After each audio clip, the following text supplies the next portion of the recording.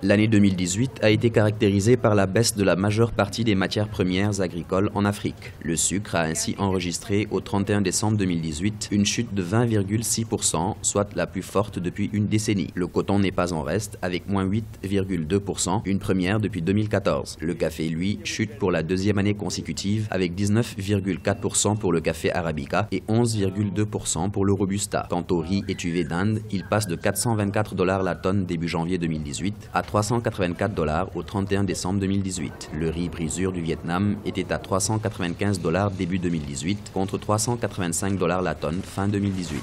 Il y a des conséquences au niveau de l'offre et au niveau de la demande. Mais je pense que ce qui est à faire, ce n'est pas de constater, mais c'est de voir quelle politique il faut mener pour ne pas être à la merci des marchés au niveau mondial. Néanmoins, le cacao, le blé ou encore le maïs ont vu la tendance de leur prix à la hausse. La tonne de la fève coûtait au 1er janvier 2018 1738,48 $, alors qu'au 31 décembre 2018, elle était vendue à 2219,93 $, soit une hausse de 27,7%. Sur le marché à terme de Chicago, le blé a enregistré une hausse de 18%, soit la plus forte depuis 2012.